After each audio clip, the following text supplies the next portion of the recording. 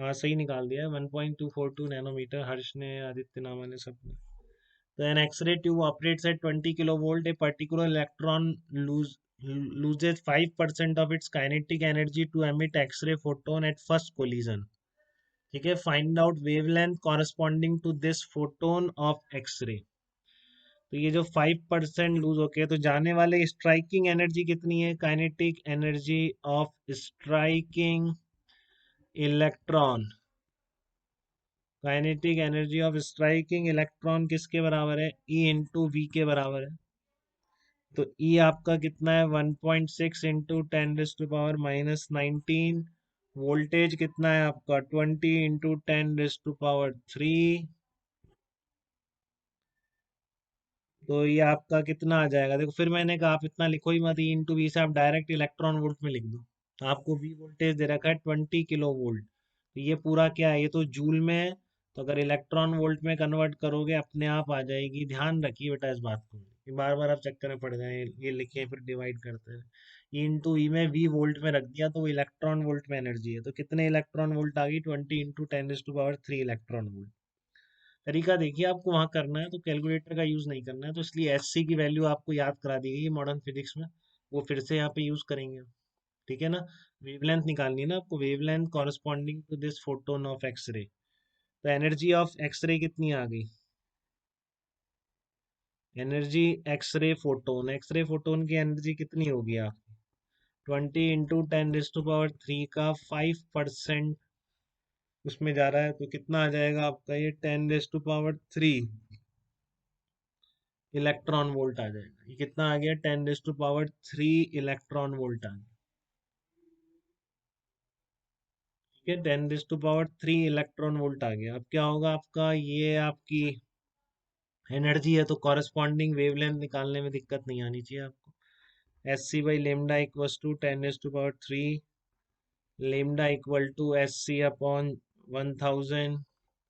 H C आपको याद है इलेक्ट्रॉन वोल्ट, ये इलेक्ट्रॉन वोल्ट में होनी चाहिए बेटा, तब मैं 1242 इलेक्ट्रॉन वोल्ट नैनोमीटर करके लेमडा नैनोमीटर में निकाल सकता हूँ। क्लियर है ना आपको ये, 1242 अपॉन 1000, तो आपका लेमडा कितना आ गया, 1.242 नैनोमीटर आ गया। ये आपका वेवलेंथ आ गया। ठीक है, वेवलेंथ आ गई आपकी 1.242 नैनोमीटर आ गई। ठीक है, एक और एग्जांपल करेंगे इसका हम, देखिए आप, एक और एग्जांपल करिए इसको, इसके बाद भी करेंगे नेक्स्ट लेक्चर पे, 3-4 एग्जांपल और लेंगे इसके। और नेक्स्ट लेक्चर पे मैं एरर एनालिसिस कराऊंगा, आप ध्यान रखिए आप। ठीक है ना, एरर कैसे निकालते हैं। तो ये है आपका an X-ray tube, X-ray tube is operated at, अभी नेक्स्ट क्वेश्चन है, ये भी इसी तरह का होगा। देखो क्या पूछ रहा है इसमें, X-ray tube is operated, X-ray tube is operated at 20 kilo volt. ठीक है, सुन रहे हैं ध्यान से सब। X-ray tube is operated at 20 kilo volt, a particular electron loses, a particular electron, नहीं नहीं गलत कर दिया मैंने, and current through the tube.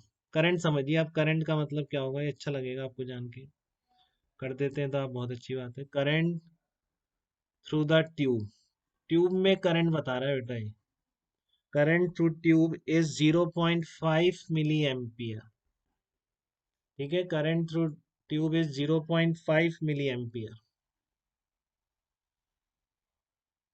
Find out current through the tube is 0.5 milliampere. Find out energy falling on the target per second as kinetic energy of electrons. देखो ध्यान से करना है, बिल्कुल समझदारी से। Energy falling on target, energy falling on target per second as kinetic energy of electrons. as kinetic energy of electrons. Energy falling on target per second as kinetic energy of electron. And B आपको निकालना है cut off wavelength of X-rays emitted.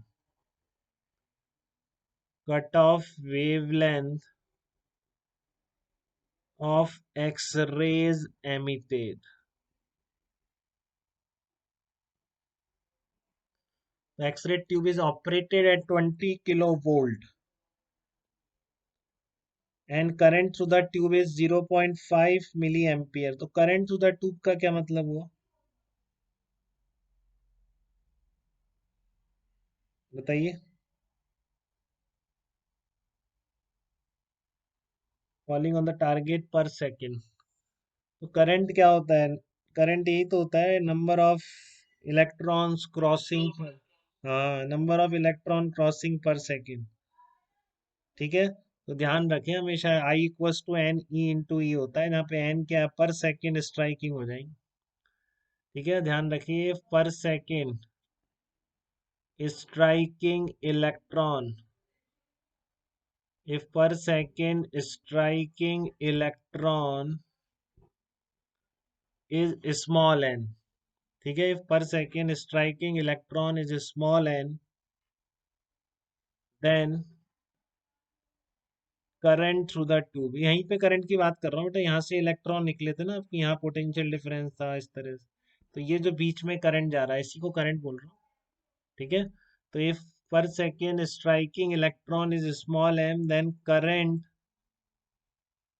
In tube, इसके बीच में जो current कहलाएगा क्या कहलाएगा, एन इंटू ई कहलाएगा. वही हो गया ना पर सेकेंड चार्ज नहीं. बताइए बेटा, क्लियर है. आई इक्वल्स टू एन इंटू ई. तो यहाँ से स्मॉल एन कितना आ जाएगा आपका, आई बाई आ जाएगा पर सेकेंड स्ट्राइकिंग. तो ये तो पूछ रहा है energy falling on the target per second. तो पर सेकेंड इलेक्ट्रॉन तो इतने गिर रहे हैं. अब एक इलेक्ट्रॉन किससे गिर रहा है, ए इंटू वी एनर्जी से गिर रहा है. Energy falling on target, energy falling on target per second कितनी हो जाएगी. Energy falling on target per second हो जाएगी number of electron striking per second into E into V. तो कितना आ जाएगा ये आपका, जस्ट आई इंटू वी बन जाएगा. एनर्जी स्ट्राइक अगर आपको बीच की कर याद नहीं रखना है, समझदारी हमेशा डेवलप रहनी चाहिए इतनी आप में हमेशा, कितना याद करेंगे. ठीक है. तो ये आपको ध्यान रहना चाहिए. आई कितना आ गया 0.5 इंटू 10⁻³ और वोल्टेज कितना है आपका, कितने वोल्टेज लगाया आपने, 20 किलो वोल्ट लगाया बेटा आपने. तो 20 इंटू 10⁻³ 10 जूल आ गई. ठीक है ना. तो energy falling on the target per second is 10 joule. बेटा इसने इतना, इतनी सी बात थी बस एक्सरे की, जिसको समझ में आ गई वो कंटिन्यूस कैरेक्टरिस्टिक हर तरह से बता दी. बेसिकली वो ई के ई एल ई एम समझ में नहीं आते क्या है, वो मैंने एकदम क्लियरली बता दिया आपको क्या है वो. ठीक है ना. वो एनर्जी लेवल्स हैं जब इलेक्ट्रॉन निकला हुआ है. के शेल से निकला हुआ है ई के, एल शेल से निकला हुआ है ई एल. अगर एल फिल करेगा वैकेंसी को जो कि इलेक्ट्रॉन के स्ट्राइक करने की वजह से क्रिएट हुई है, तो आपकी कैरेक्टरिस्टिक एक्सरेज के अल्फा हो जाएगी. इतनी सी बातें हैं उसमें. बी पार्ट देखिए, cut off wavelength of X-rays emitted. तो कट ऑफ वेवलेंथ का मतलब क्या, lambda minimum S C upon E into V. तो एस सी की जगह कैलकुलेशन देखना भी इंपॉर्टेंट है. 1242 अपॉन इलेक्ट्रॉन कितना है. बस आपको वोल्टेज दे रखा है तो डायरेक्ट आप रख देंगे, अपने आप इलेक्ट्रॉन वोल्ट में एनर्जी आ जाएगी, आपको कुछ नहीं करना है. ठीक है ना. ई इंटू भी अपने आप इलेक्ट्रॉन वोल्ट में एनर्जी आएगी वोल्टेज रखते हुए. तो बस यही आ गया. Very good. थोड़ा सा गड़बड़ किया है शायद किसी ने. 20 इंटू 10⁻⁴ 0.0621 नैनोमीटर आपकी कट ऑफ वेवलेंथ या threshold wavelength of continuous X ray आ जाएगी. ठीक है. अब एक बार ऐसी में से पढ़ लें तीन चार. एक मॉजलेज लॉ और है वो भी बताना है, एक मॉजलेज लॉ बचा है इसमें से, वो थोड़ा सा है. तो वो नेक्स्ट टर्न पे बाइंड अप करेंगे इसको अपन. ठीक है. और बस अब आपका वो मॉडर्न फिजिक्स में एरर एनालिसिस करते हुए सेमीकंडक्टर के बाद खत्म होगा. तो आप वो पैकेज लगाइए बेटा. अब मैंने बताया था आपको पहले भी, ज्योमेट्रिकल ऑप्टिक्स, आपका वेव ऑप्टिक्स और मॉडर्न, इनके पैकेज लगाइए. मैं एक दिन डिस्कस करूंगा सारे. ठीक है. मैंने ज्योमेट्रिकल ऑप्टिक्स के कुछ सॉल्यूशन भेजे थे आपको, तो मॉडर्न फिजिक्स के वेव ऑप्टिक्स के भी भेजता हूँ. वेव ऑप्टिक्स का और करके सोच रहा हूँ लिख के भेज दूँ. चलो देखते हैं.